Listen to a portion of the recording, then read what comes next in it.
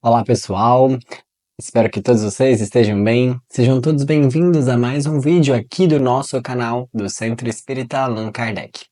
No vídeo de hoje nós estaremos dando continuidade aos estudos e comentários da obra Estude Viva, dos médiuns Chico Xavier e Valdo Vieira. No vídeo especificadamente de hoje estaremos discutindo o capítulo 34, que é que tomamos a liberdade de intitulá-lo Meios de Amparo Espiritual. Neste capítulo encontram-se as seguintes mensagens: Amparo Espiritual de Emmanuel e Semeadores de Esperança de André Luiz. Além disso, os guias espirituais nos sugerem as seguintes leituras complementares: o Evangelho, capítulo 18, o item 16, pelas suas obras é que se reconhece o cristão, e a pergunta de 667 do Livro dos Espíritos. Sugerimos então que você pause esse vídeo, faça suas leituras, faça suas reflexões e depois volte para cá para que juntos possamos finalizá-las. Na certeza de que Deus é amor, vamos estudar para cada vez mais expandir o nosso amor? Bom, como de costume, iniciando os nossos comentários com a mensagem do Evangelho. Essa mensagem desse capítulo, exclusivamente esse item, nos convida a refletir uma frase que Jesus nos disse e que convém a nós destrincharmos ela e refletirmos ela um pouquinho mais profundamente. A seguinte frase: nem todos os que dizem Senhor, Senhor entrarão no reino dos céus, mas somente aqueles que fazem a vontade de meu Pai que estás nos céus. Bom, o que essa mensagem nos convida a refletir? Pessoal, entrar no reino dos céus. O que seria esse reino dos céus? Como nós discutimos em vídeos anteriores, esse reino dos céus nada mais nada menos do que é esse contato com a nossa alma divina, com a nossa essência, com aquilo que é eterno, com as virtudes, com os valores, com a sabedoria. Isso é o reino dos céus. Quando ele fala dessa ideia de bem-aventurados, né, dessas boas aventuranças ali, é justamente nós nos conectarmos com aquilo que nós realmente somos. Só que, convenhamos, quão difícil é acharmos o caminho da alma, não é mesmo? Somos tão apegados ao corpo físico, somos tão apegados aos problemas do dia a dia, somos tão apegados aos problemas que o nosso campo mental cria, e que isso, querendo ou não, funcionam como espécies de nuvem que impedem a entrada do sol na terra do nosso coração. Então, quando Jesus fala, nem todos aqueles que dizem Senhor, Senhor entrarão no reino dos céus, é porque a entrada nesse reino da alma, o conhecimento sobre si mesmo, o conhecimento dessa essência não se dá por palavras, não se dá por pensar que fazendo alguma coisa você está fazendo. O que eu quero dizer com isso? Pensar que se ama e realmente amar são coisas totalmente diferentes. Uma, pensar que ama, se satisfaz no próprio ato de pensar. Como assim? Ah, eu te amo, penso que amo, e isso me engana, vivo na ilusão e sigo feliz. Agora, se eu realmente te amo, se eu realmente quero o teu bem, eu não vou ficar somente nas palavras. Pelo contrário, eu vou pelas ações, eu vou pelos pensamentos, eu vou pela presença. Entendem? Então, quando realmente se ama, observa-se que realmente se ama pelas ações, pelo conjunto completo da obra. E muitas das vezes, quando nós viramos falando assim, Senhor, Senhor, estamos ali a escancarar teorias amorosas, quando observamos, não colocamos nenhuma na prática. Então, quando Jesus fala, nem todos os que dizem Senhor, Senhor entrarão no reino dos céus, ele nos convida justamente a refletirmos sobre aquelas situações em que nos apegamos à forma e esquecemos da essência. Mas Jesus nos deixa muito claro, quem entrará nesse reino dos céus? Quem terá contato com essa essência realmente divina e conhecerá verdadeiramente a si mesmo? Olha o que ele fala. Somente aqueles que fazem a vontade de meu Pai que estás nos céus. E qual é a vontade do nosso Pai? É observarmos a natureza no seguinte sentido. Ele pede do tomate que ele dê tomateiro. Ele pede do sol que dê luz. O que ele pede do ser humano? Que o ser humano dê humanidade. Que ele traga ao mundo humanidade, valores, virtude. Que ele traga amor, que ele seja instrumento de bem. que ele seja amparo para aqueles que necessitam. Isso é o que nos pedem. É isso que nos é pedido, melhor dizendo. Então, essa frase de Jesus, observem, nem todos os que dizem Senhor, Senhor entrarão no reino dos céus, mas somente aqueles que fazem a vontade de meu Pai. Ou seja, como assim fazer a vontade de meu Pai? Aquilo que nos foi pedido. Viemos para cá através desse corpo e algo nos é solicitado. Se nós pararmos para analisar, para sermos seres humanos não basta somente nascermos como humanos. Nós precisamos de algo a mais. Ah, por que não? João Vitor, eu nasci no corpo humano, logo eu sou humano. Ah, é? Se você age por instinto, se você somente reproduz, se você ataca o outro quando ele te ataca, você não é humano, você é um animal. O ser humano, ele tem algo a mais. Ele traz algo a mais na sua natureza, que é justamente essa compaixão, esse conhecimento sobre o Criador. Ele traz desenvolvimentos e novas formas de amar e assim por diante. Convém a nós refletirmos sobre isso. E aí vem a pergunta de 167 do Livro dos Espíritos, que questiona qual o objetivo da reencarnação. Por que ficamos voltando, voltando, vai, volta, vai, volta? Resposta: ampliação, evolução, progresso, desenvolvimento, melhoramento progressivo.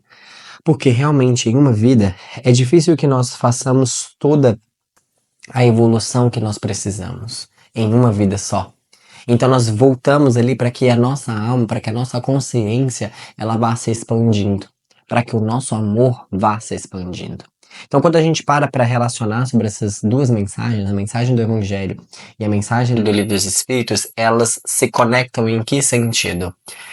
Conhecer o reino da alma, em travar contato consigo mesmo, com essa parte, com essa chama divina que a cada um de nós necessita não de tempo, mas ela necessita de vontade, ela necessita de um despertar. Eu não posso despertar essa curiosidade no outro, no sentido de fulano, faça isso, vamos lá, vamos desenvolver. Não, porque cada um de nós melhora de dentro para fora. E é pensando nessas situações que a mensagem de Emmanuel, intitulada Amparo Espiritual, nos convida a refletir o que nós podemos fazer para ajudarmos uns aos outros nesses amparos. Nós realmente não conseguimos fazer com que o outro caminhe, mas nós podemos ampará-lo quando ele está próximo de nós. Olha que interessante que o Emmanuel nos diz. Quanto mais se te amplia o aperfeiçoamento íntimo, mais dilatado o número dos olhos e dos ouvidos que se preocupam em ver e escutar, que te procuram para te ver e escutar. Não te descuides do amparo aos que acompanham no educandário da vida. Selecione palavras e atitudes que possam efetivamente ajudar. Ante as falhas alheias, não procedas irrefletidamente. Analise justamente, assegure harmonia. A necessidade de advertência ou repressão, ofereça o próprio exemplo. Muitas das vezes nós queremos ali reprimir, nós queremos combater ali uma certa fala, mas nós não observamos que aquilo que nós estamos reprimindo no outro nós também fazemos. Então a primeira coisa é termos o exemplo daquilo que nós estamos ali corrigindo e ajudando o outro. Segundo, quando for então necessário falar, se você tem um exemplo daquilo e for necessário falar então sobre, antes de falar, escolha, tanto quanto possível, lugar, tempo e maneira. Às vezes, a atitude ali, a ação, a intenção, melhor dizendo, é boa, mas a maneira como a gente executa é ruim. O que Emmanuel nos convida é, toda vez quando formos ter esse amparo espiritual, não hajamos, não vamos agir de maneira precipitada. Vamos sempre pensar e analisar de maneira justa. E o que seria justiça? É fazer ao outro o que gostaríamos que fosse feito a nós. Então, naquela situação, o que eu gostaria que fosse feito? E será que eu gostaria que fosse chamada a minha atenção na frente de todo mundo? Ou eu preferiria ali num canto, em outro momento, sem ser nessa situação? Convém a nós refletirmos, porque às vezes nós pecamos pela ideia de agirmos impulsivamente. E convém a nós esperarmos. Ele continua: evite comentários inconvenientes que abaixam o padrão vibratório da conversa ali.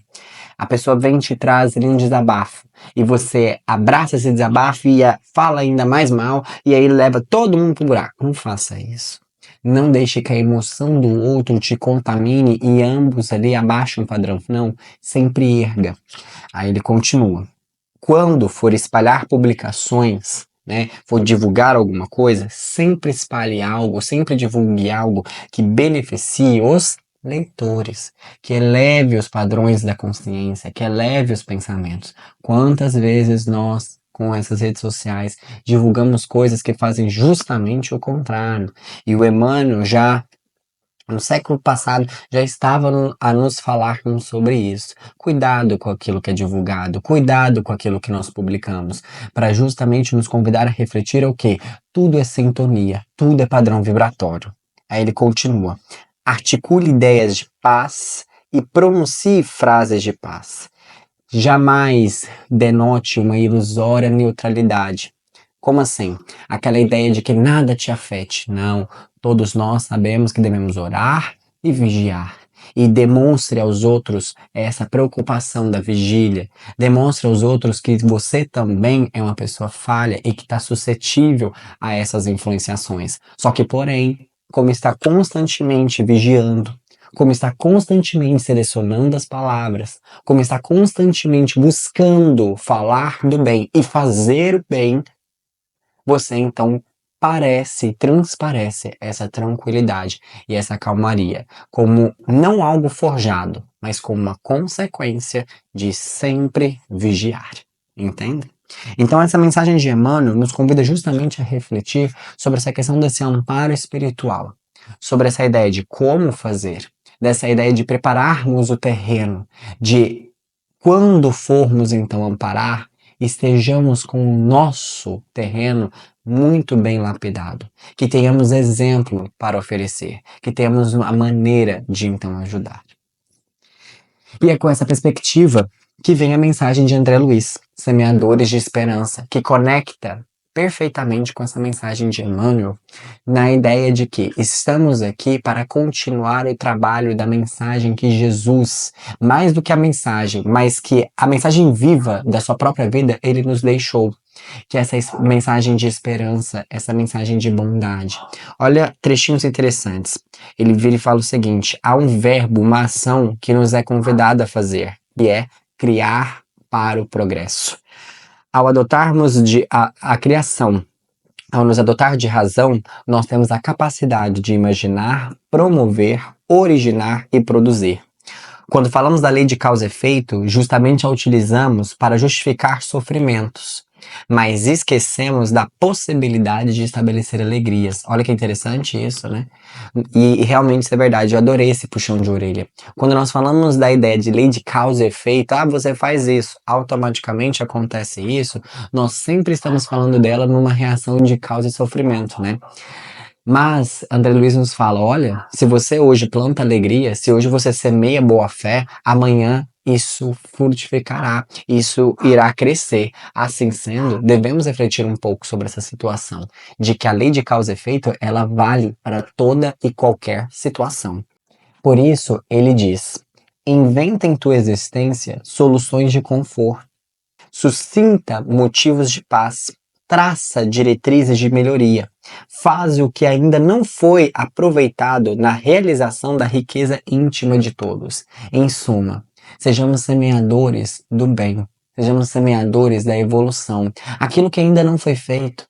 Aquilo que você sente que ainda há necessidade de ser feito, que pode contribuir para a vida do próximo, que pode trazer progresso moral, que pode trazer alegrias, faça.